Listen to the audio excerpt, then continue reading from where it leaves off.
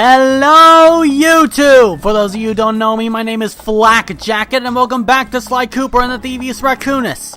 Last time, we finished up everything in the Haitian swamp and defeated Ms. Ruby. And have all been worked out. yeah, as Bentley's saying, we're now all ready to go to China and face against the Panda King.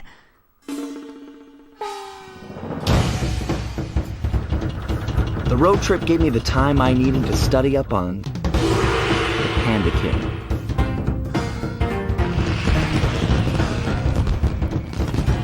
Born penniless, he was fascinated by the fireworks rich noblemen set off every New Year's. He spent a decade learning the art. But when he tried to offer his fireworks to the noblemen, they couldn't see past his shabby clothes and chased him away. Humiliated, the Panda King took revenge on those who shunned him by using the very tools of his art for crime. The Fiendish Five recruited him as their demolitions expert, and from then on, his explosive touch became feared worldwide. He's rumored to be perfecting some new firework technique high in the unstable Kunlun Mountains of western China. Sly Cooper in...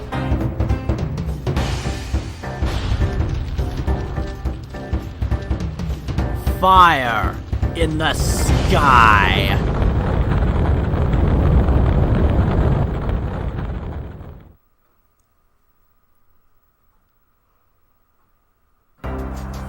Okay, so as we start here, we do a perilous ascent, climbing up the mountain to try to get at the Panda King's complex. And right away we have these baboon guards with these fighting sticks.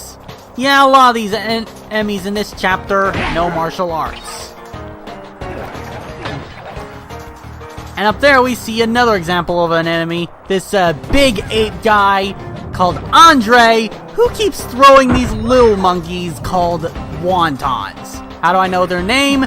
Because Ye actually displays it through the binoculcom. Well, yeah. But anyways, they tense up in fear whenever you walk near them, and they're pretty much harmless. I would spare their lives, but they're in the way, so let me just give them a good whack. Okay, continuing on here, we have our first checkpoint. Would you look at that? A fireworks show! Oh my gosh, that's awful! That poor village just got buried in freezing snow! The rocket came from that giant statue. And you can bet the Panda King lit the fuse. I've got to find my way up there and fast before that lunatic squashes another town.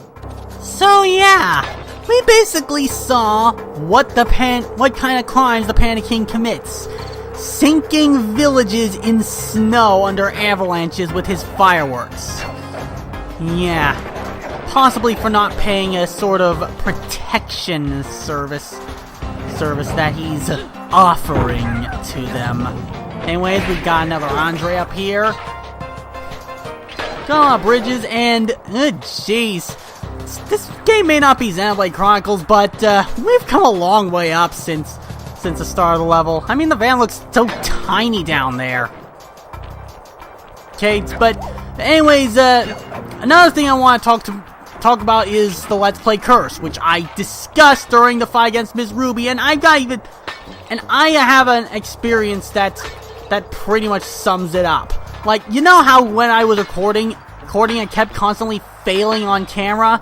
Well, in my practice file that I used to basically practice for the game before doing each of these recordings, I had to go through Ms. Ruby again to get to this chapter before doing this practice recording, and guess what? I actually beat her on my first try on my practice account. And that's basically what the Let's Play curse is. It's regardless of how good you are on your own time, once the camera's rolling, all of your skills go right down the drain.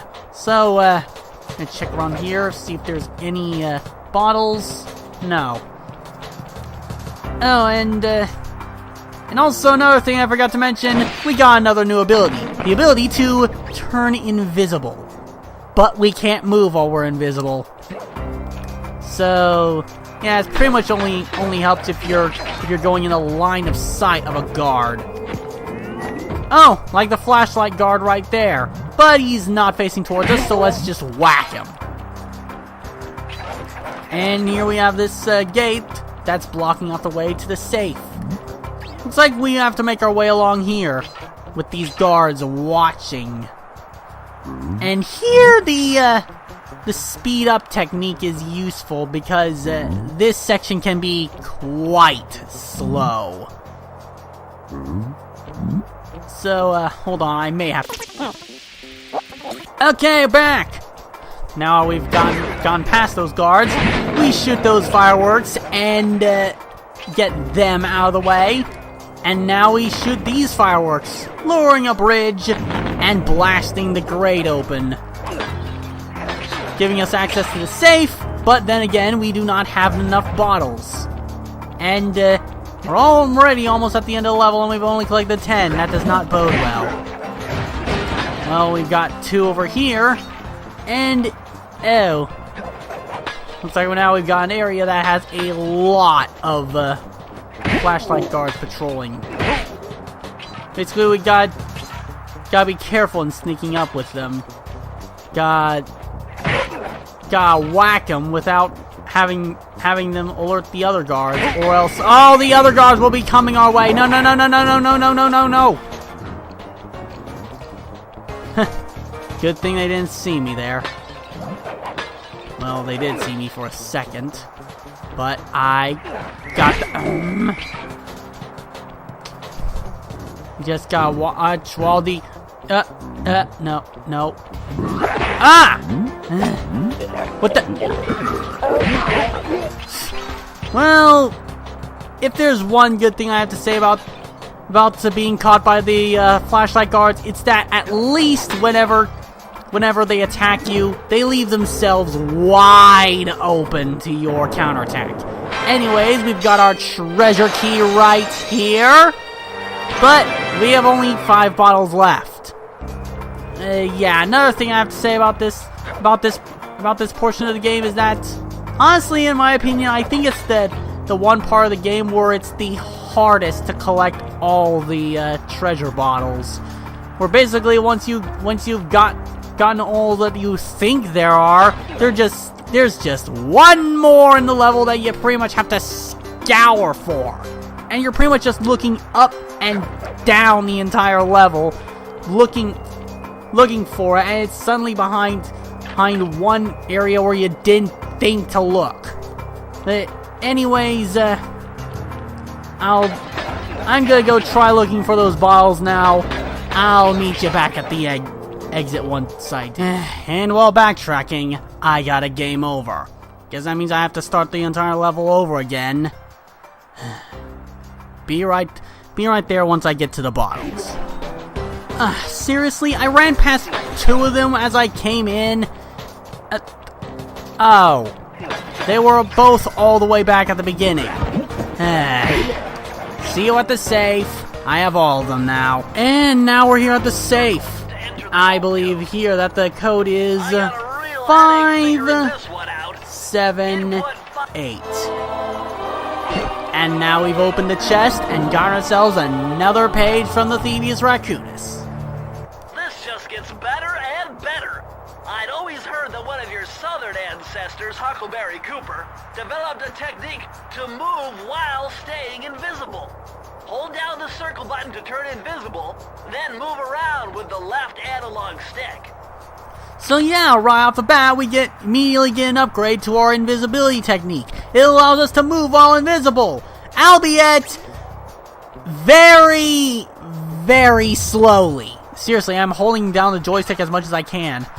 But, so yeah, it is more useful, but really not that useful. Wouldn't recommend it for any of those speed runs, but anyways, that finishes the level right here. We're going into Stronghold now.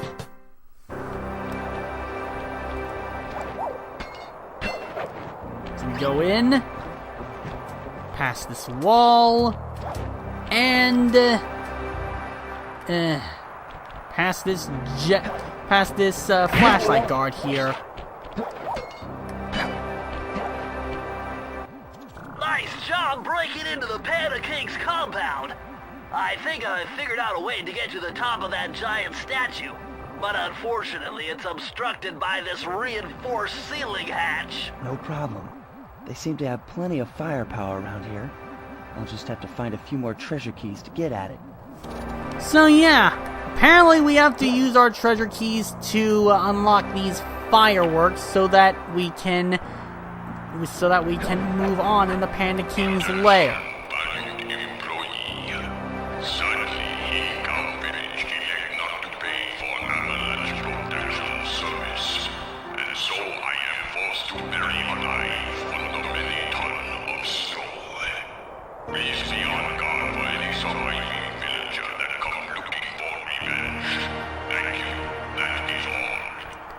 Okay, so yeah, that's the Panda. That was a Panda King right there, giving his employees a little spiel there about his protection agency. So yeah, he's extorting people for money for an avalanche protection. Anyways, we're going into the Flaming Temple of Flame. Redundant, much redundant. But anyways, as we start off, we got this monkey right here. Despite its temple-like facade, this place is really some sort of training ground. Stay on your toes. So yeah, a temple where a lot of the Panda King's ninjas are trained. Now, normally we could use this hook to get over this laser grid, but I prefer to jump through it, and I got through it no problem. And even turned it off. And here is probably one of the levels I found the most annoying in terms of bottle placement. I mean, whenever I did this level, I usually got like up to 25 of the bottles before I got absolutely stuck. Like, I kept searching up and down the level. Yeah, it sounds like a broken record, but still, but there were always these 2 bottles that I never seemed to get. And eventually I learned that these bottles were over here this whole time. So yeah, this level can be quite a problem in terms of bottle placement. Oh yeah, and I also learned that there are some more bottles like on the rafters on one of the later parts of this level. But we haven't really gotten there yet. I'll show you it when we get there. Anyways, we're doing good now, and we got a new enemy. This is a Chow Mei. They basically hide on the rafters and then jump down once you come near, or trying to beat you up with karate moves. Oh, and I'd like to point out before going on here that these spotlights are literally coming from a plank of wood. There isn't even like a spotlight generator on the plank. It's just spotlights coming from a plank. And I set them off. Good thing that the alarm's right here, so I can just turn it off immediately. And here we're in the main training grounds. We see a bunch of monkeys playing with nunchucks. I'm gonna try tipping one of them over. Huh, seems that they have really good balance. Wasn't able to do anything. Anyways, here we go behind there, and you'll find 2 more bottles. I believe there should be a few more around here. Doesn't seem to be the case. Okay, so now we just have to sidle our way up this statue. And another one of these chandeliers. I've noticed now. That chandelier design appears in both the Mugshot stages, Ms. Ruby's stages, and now in one of the Panda King stages. Appears to be a common design choice, probably for the Fiendish 5. Anyways, we go along this detour path for some more of these bottles, with the last one being on this tricky rafter. Yeah, if I'd fallen down there, I would have had to do some backtracking.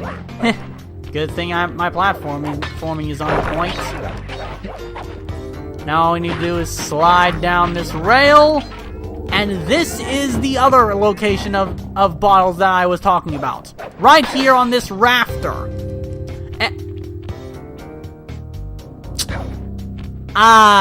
Wonderful. There's no way back up there except to go around the entire level again. BRB. Okay, now that we're back here, we just have to slide along this rail now and plop right down on this guy's head. Get you out of the way too, and here we see that this platform is guarded by a flashlight guard. Now, normally we were supposed to use this rail to go along the wall and hit him from behind, but let's make use of that invisibility technique. Hold on, I might speed up this for a second. Now! Okay. Got it there. Yeah, so the invisibility move is pretty situational, but it gets the job done when it needs to. Especially when you can actually move while invisible. Now this isn't really the correct path, but it nets us more bottles. And that should give us all the bottles we need to open up the chest. Heh. Imagine if I hadn't used that practice file, I would have had to spend like who knows how long doing some more backtracking for the rest of the bottles. But anyways, after going along this last wall, climbing up these last two poles, and going past this grid of lasers, our treasure chest is right here. Circle to enter the vault code. Lucky for you, I burst in chaos theory. Otherwise, this code would have been unsolvable. Input 932. Okay, 9, 1, 2, 3, 1, 2, 932, or 931, that works too. Anyways, that nets us another page. Incredible! I never would have thought this was possible. Sir Augustine of Cooper's technique to briefly defy gravity. From now on, you should be able to pop right out of those bottomless pits you keep falling into, and you won't even lose a lucky charm. Okay, so now that that's under our belt, we can no longer take damage from falling off a bottomless pit, like right here. Yeah, we just pop right back up without even losing our charm. But I have to do some more backtracking now. See you at the key. Okay, so now that we're at the key, let's just get it and have our total up to 2. You know what? I feel like doing a third level this time. So let's just make our way across the compound from here over to where that flashlight guard is standing and falling asleep on the job. Luckily the Panda King doesn't fire him. Going to the unseen foe. Oh geez, I wonder what they're gonna do in this level. And we have music from Sir Raleigh's stage. Okay. But anyways, here in this level, we're gonna be using our invisibility technique. This looks like a good place to try out your new invisibility move. Hold down the circle button to drop out of sight. Yeah, I already While said that, invisible, Bentley. nothing can see you. Not lasers, not searchlights, not guards. Okay, Oh, like... if the guards already see you, then the invisibility trick won't work on them. Okay, like Bentley said, the invisibility trick basically makes it so that nothing can see us. Security, guards, lasers, nothing can see us. But if we've already been detected, the invisibility trick will not work at all. So we just gotta move on past this guy. And here we have a little section with moving lasers down this corridor. Basically, we just gotta press the circle button every time the lasers go past us to go on right past. Pretty fun use of the lasers and the invisibility move, if I do say so myself. So anyways, we're on top of this hut where that guard was. So now we just gotta go down and whack him. And get 2 bottles in the process. Okay, back into this pagoda. Get the checkpoint there. here we have a conveyor belt that brings us backwards. We gotta make our way past this guard, and a few more cleverly hidden bottles are back behind these shutters. Something that I didn't quite catch on my practice run. Huh. First time I think I've seen that in this recording. Where basically, if you collect 100 coins while you have a gold charm, I think I discussed this at the beginning of the game, you have yourselves an extra life.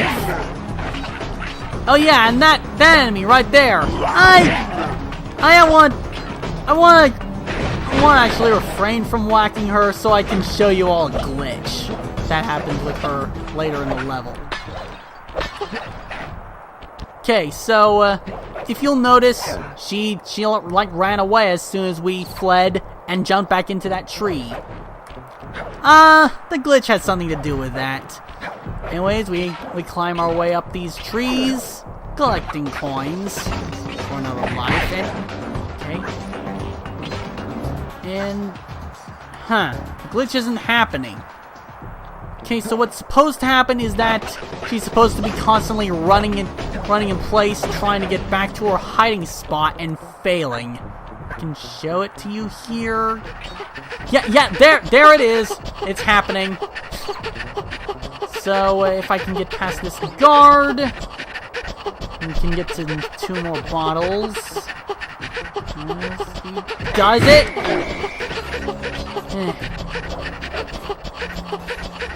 Honestly, that constant running sound might get annoying, so I'm just gonna leave a little hat mine.